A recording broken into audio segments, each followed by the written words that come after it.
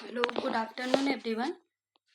आज के लेक्चर में हमारा 45 तक हमारे क्वेश्चन सॉल्व हो गए थे। हमारा टॉपिक क्या था?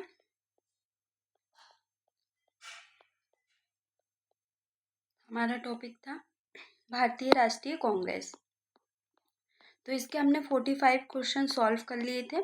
आज हमें 46 से क्वेश्चन सॉल्व करने हैं। तो 46वां क्वेश्चन, स्वराज मेरा जन्मसिद्ध अधिकार है। स्वराज मेरा जन्मसिद्ध अधिकार है और मैं इसे लेकर ही रहूंगी। ये किसके द्वारा बोला गया था? तो बाल गंगाधर तिलक के द्वारा ये कथन बोला गया था। इसके बाद 47वां, स्वराज मेरा जन्मसिद्ध अधिकार है। तो ये रिपीट हो गया, सी है इसका आंसर। इसमें भी यही है, सी।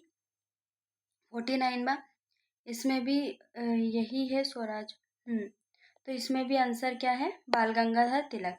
हमें 50वां क्वेश्चन, भारतीय राष्ट्रीय कांग्रेस के बारे में हमें कथनों पर विचार करना है। तो सरोजनी नायडू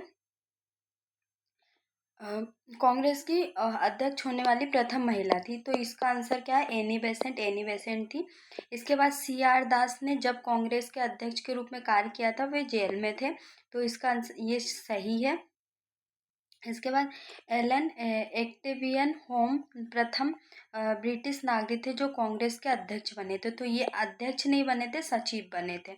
इसके बाद अल्बर्ट बेल 1894 में कांग्रेस के अध्यक्ष थे। तो इसमें से सेकंड और फोर्थ हमारा आंसर सही है।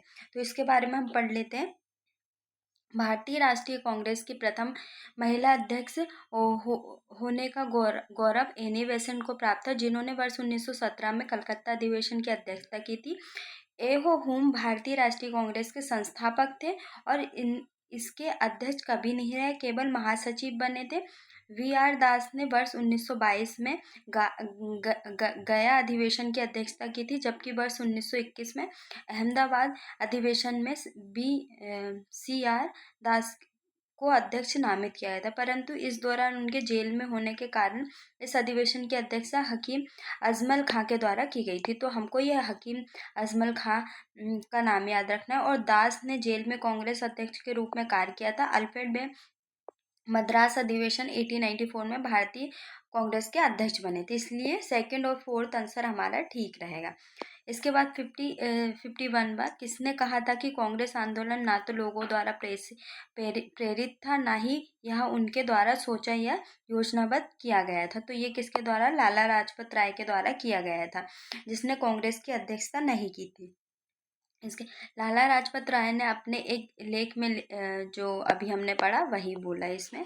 सुरक्षा बल सिद्धांत के आधार पर भारतीय राष्ट्रीय कांग्रेस की स्थापना ब्रिटिश सरकार को खतरों से बचाने के लिए की थी। उपयुक्त विचार किस नेता के थे? तो लाला लाजपत राय के ही थे। किसने कहा था कि कांग्रेस पतन के लिए, ये हम जो कथन है वो हमारे लिए इम्पोर्टेंट है, कांग्रेस पतन के लिए लड़खड़ाती रही और मेरी सबसे बड़ी अभिलाषा जब तक मैं भारत में रहूं हूँ कांग्रेस की शांतिपूर्ण समाप्ति में सहयोग करना। तो ये किससे? लॉर्ड कर्जन के द्वारा ये कथन कहा गया। अध्यक्षीय संबोधन के समय जिस कांग्रेस अध्यक्ष ने हिंदी भाषा के लिए रोमन लिपि लागू करने की वकालत की, तो कौन थे? सुभाष चंद्र बोस थे, है ना। इनके बारे में हम थोड़ा पढ़ लेते हैं। तो 54वां, अपने अध्यक्षीय संबोधन के समय सुभाष चंद्र बोस ने हिंदी भाषा के लिए रोमन लिपि लागू करने की वकालत की थी। सुभाष चंद्र बोस ने कांग्रेस के हरिपुरा अधिवेशन की अध्यक्षता की थी। 55वां क्वेश्चन, भारत के स्वतंत्रता प्राप्ति के बाद निम्नलिखित में से किसने सुझाव दिया था कि भारतीय राष्ट्रीय कांग्रेस को समाप्त कर दिया जाए? तो किसने? महात्मा गांधी। 57 में अमृतसर के भारतीय राष्ट्रीय कांग्रेस अधिवेशन 1919 के प्रस्ताव के अनुसार महात्मा गांधी द्वारा कांग्रेस का नया अधिवेशन लिखने हेतु निम्नलिखित में से किसका सहयोग था? तो इसमें से किसका? केलकर का और IB सेन का सहयोग था। इसके बाद हम देखेंगे 57वां क्वेश्चन। तो 57वां क्वेश्चन हमको क्या देखना है? इनमें से कौन सा स्थल गवर्नर जनरल से संबंधित है? तो इसमें लॉर्ड इरविन, कराची 1931। तो इसका आंसर B सही रहेगा। इसके बाद भारतीय राष्ट्रीय कांग्रेस के निम्नलिखित अधिवेशनों में से किसकी अध्यक्षता सी विजय राघव चेरियार ने की थी? तो किसकी की थी? नागपुर अधिवेशन 1920 की थी। इसके बाद 59वां क्वेश्चन, निम्नलिखित में से किस अधिवेशन में कांग्रेस ने पहली बार भारतीय रियासत के प्रति अपनी नीति घोषित की थी? तो किसके? नागपुर अधिवेशन में की थी। इसके बाद 60वां क्वेश्चन, नागपुर के कांग्रेस के नागपुर सत्र के पश्चात प्रांतीय कांग्रेस समितियों का गठन भाषाई आधार पर किया गया? तो ये हमारे दोनों ही सही है। बस 1948 में कांग्रेस ने भाषाई आधार पर प्रांतों के गठन की मांग को स्वीकार कर लिया। इसके बाद हम देखेंगे 61वां, 1922 में गया के इंडियन नेशनल कॉन्फ्रेंस कांग्रेस के अधिवेशन की अध्यक्षता किसने की थी? तो चित्तरंजन दास के द्वारा। भारतीय राष्ट्रीय कांग्रेस के वर्ष 1922 में आयोजित गया अधिवेशन, तो अभी हमने पढ़ा, ये चित्तरंजन दास। 63वां, निम्नलिखित में से किसने अखिल भारतीय हरिजन सेवक संघ की स्थापना 1932 में की? तो गांधी जी के द्वारा की गई। 64वां क्वेश्चन, नीचे उन व्यक्तियों की सूची दी गई है जो भारतीय राष्ट्रीय कांग्रेस के अध्यक्ष हुए, तो हमको क्रमबद्ध लिखना है। तो इसमें फर्स्ट कौन आ जाएगा? महात्मा गांधी, उसके बाद आ जाएंगे श्रीमती सरोजनी नायडू, उसके बाद जवाहरलाल नेहरू, उसके बाद वल्लभ भाई पटेल। तो हमारा आंसर सी रहेगा। 65वां, भारतीय राष्ट्रीय कांग्रेस के 1924 के अधिवेशन महात्मा गांधी द्वारा मात्र एक बार किया गया था। कौन से? बेलगांव में किया गया था इन्होंने, सिर्फ एक मात्र। 66वां क्वेश्चन, भारतीय राष्ट्रीय कांग्रेस का एकमात्र अधिवेशन किसकी अध्यक्षता में किया गया था? तो बेलगांव की 1924 में महात्मा गांधी ने किया गया था। महात्मा गांधी ने भारतीय राष्ट्रीय, तो किसका किया था? 1924 में। ये रिपीट क्वेश्चन है ना, एक ही के 3-4 क्वेश्चन है। 68वां, हमको क्या सूचीबद्ध करना है? तो अबुल कलाम आज़ाद के द्वारा रामगढ़ 1940 में अधिवेशन की अध्यक्षता की थी। सरोजनी नायडू के द्वारा कब की गई थी? तो कानपुर में 1922। मोतीलाल नेहरू के द्वारा कब की गई थी? अमृतसर 1919। राजेंद्र प्रसाद के द्वारा बम्बई 1934 में अध्यक्षता की। तो इसका आंसर कौन सा? डी हमारा सही रहेगा। इसके बाद इसमें भी हमको सूची 1 को सूची 2 से मिलाना है। 69वां क्वेश्चन हमारा, जिसमें जो मेरठ है, मेरठ में कब हुआ था अधिवेशन? तो मेरठ में हुआ था 1946 में। इसके बाद हम देखेंगे तो कानपुर में हुआ था 1925 में। लखनऊ में हुआ था 1916 में, जिसमें गरम दल और नरम दल एक हो गए थे। बनारस में 1905 में हुआ था। तो इसका आंसर सी सही है। इसके बाद हम देखेंगे 17वां क्वेश्चन, निम्नलिखित में से किस भारतीय राष्ट्रीय कांग्रेस के अधिवेशन में जवाहरलाल नेहरू ने समाजवाद को भारत की समस्याओं को हल करने की कुंजी बताया था? तो किसमें? लखनऊ अधिवेशन में कहा था।